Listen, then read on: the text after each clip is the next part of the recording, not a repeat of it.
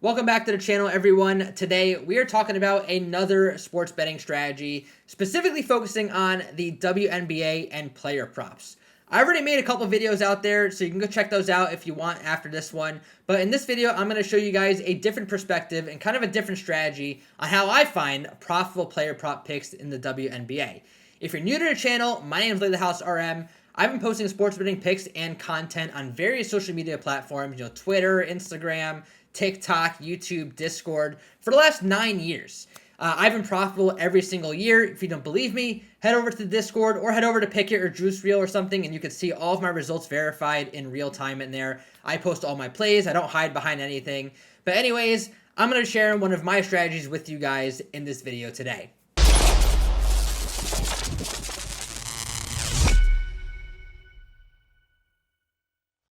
So in my last video, I focused more on the 3-points market and really showing you guys how I've really been narrowing down the 3-pointers market in this 2026 WNBA season.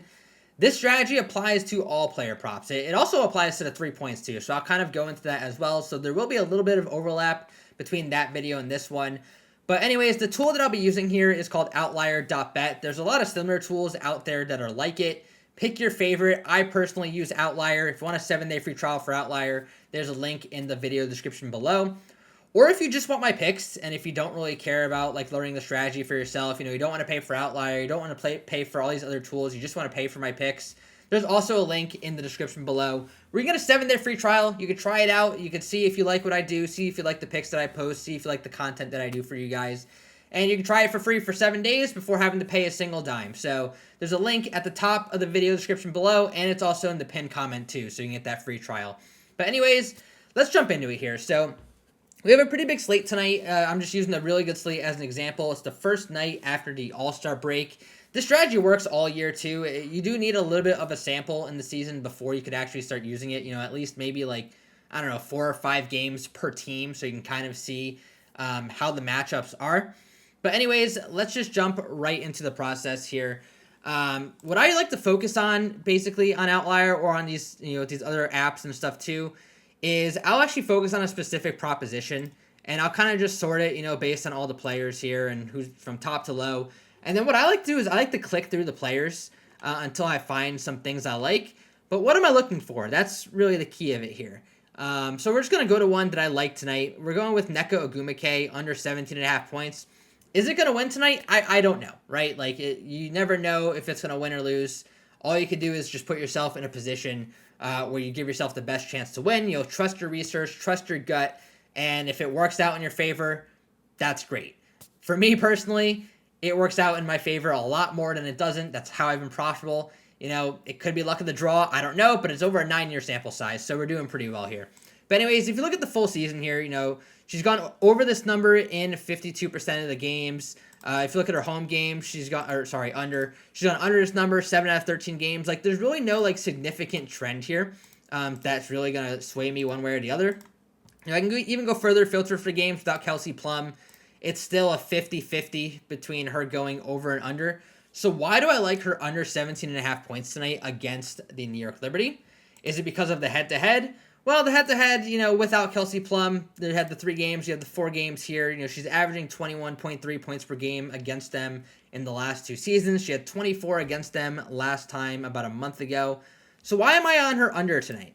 Well, first off, she went over this number by going 11 out of 18 from the field, shooting 61%, really well, very efficient game for her. She even made 2 3-pointers. She got to the line.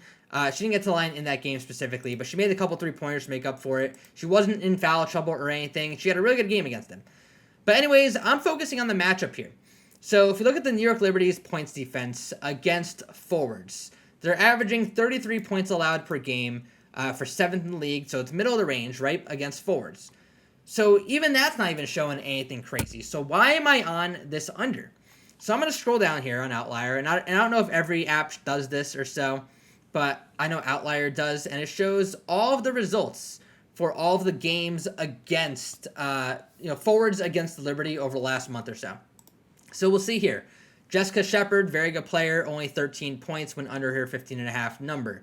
Seagrass, 13 points. I'm mainly looking at players who have gone over this 18-point number, right? So who's had 18 or more points against the Liberty in recent games? Laura, I'm not even trying to pronounce her last name. She had 18 points. She did hit a couple threes in that game. I do remember that. But even going down the list here, Isabel Harrison only had 9. Natasha Howard didn't have 18. She had 16 points. Now, Jessica Shepard had a good game against them with 22. But then look at all these. 7, 7, 8, 9, 7, 10, 10, 11. There's some good players in this list. So I'm really looking at the grand scheme of things. And out of this entire list of players, this is every game all the way back to June 23rd. It's currently July 27th right now. There have only been two players, 2 forwards who have had 18 or more points against the Liberty. Now, granted, not all these players are as good as Nneka Ogwumike, right? But this is a trend that I look for. I try to find ways to where the matchup is better in their favor. I don't always love to do matchup for basketball, but for the WNBA, I do.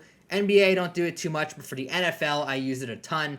But basically, I'm just looking at the recent games against them. The Liberty's defense against forwards has been pretty good. If you look at the forward centers, too, like Azura Stevens, only 8. Michaela Thompson, over 2. Like, that doesn't show much. Alea Boston, only 15. Elizabeth Williams, only 8. And then if you even go to, like, centers or something here, Cardoso only with 10. Pham with 15. Malanga had 20. So that is a little bit notable, but that was over a month ago. And then Asia Wilson only had 16 points against them. So the Liberty are very good in against big men or big women, whatever you want to call it. The forwards and centers. Brianna Stewart does a good job. Jonquel Jones does a good job. So that's kind of why I'm going with Nneka Ogwumike's under. I'll do this on another prop for you guys. We'll go to Jonquel Jones, and we'll go to her rebounds. And I actually looked at this for both Jonquel Jones and Brianna Stewart. So either one of them works, right? So we'll go to Jones. Go on the side here.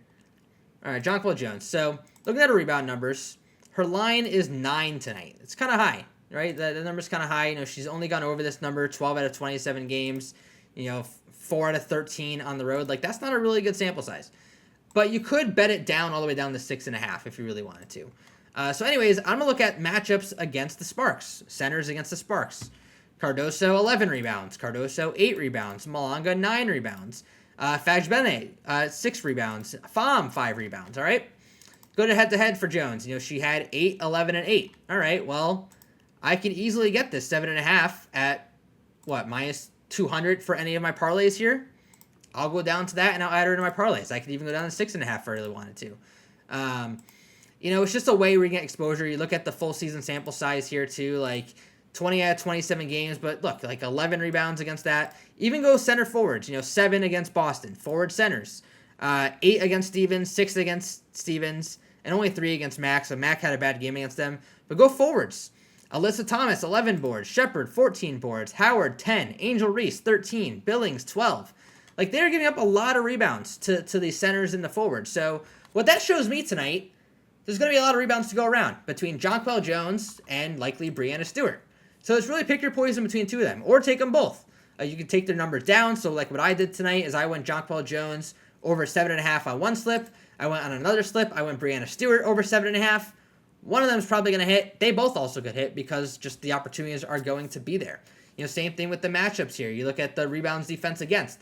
They averaged 35.5 allowed per game. That is the second most in the league. There's only 15 teams in the WNBA. So, like, against the centers, they're ranked 12th. Against the forwards, they're ranked 14th. Like, just a really good matchup for these players. Kind of similar to how I do things in the three-pointers market. If you've seen my three-pointers video, that'll, you can head over to my channel and watch that, but I'll give you a little preview of that here. So Maybury three-pointers, over in 20 out of 25 games, but look at the matchup here. Heidemann and Flaugier, they didn't really do much against them. That was right before the All-Star break, but look. Flaugier 5, Barker 3, Atkins 2, Wheeler 2, McConney 3, Ionescu 3, Johannes 4, Lacan 2. Like, everyone's getting multiple three-pointers. Then you have Maria Mabry, who's averaging 8.4 attempts per game. She's probably going to make 2 tonight. Put this in your parlays. It is as simple as this. Trust me. It works. It might seem stupid. It might seem like it's way too good to be true. I've been doing this for years in the WNBA. It's been working every single year. So hopefully you guys gained a little bit of insight from this video. Appreciate you if you stuck around. If you did, subscribe to the channel. I have other strategy videos. I have a tennis betting strategy. I have WNBA. We have the NFL coming up soon. So I'll have more videos on strategy for the NFL as that gets closer. Like I mentioned before, if you want just my picks, if you don't want to do the research yourself, there's a link in the description below and in the pinned comment below where you can get a 7-day free trial for my VIP group. So you don't have to do the research. You're just seeing my picks every single day. I made over $5,000 this NBA season. I'm up over $3,000 already this WNBA season. It's been a really good year so far. Join this ride with me. Thanks for watching, and best of luck finding your plays and finding a strategy that works for you.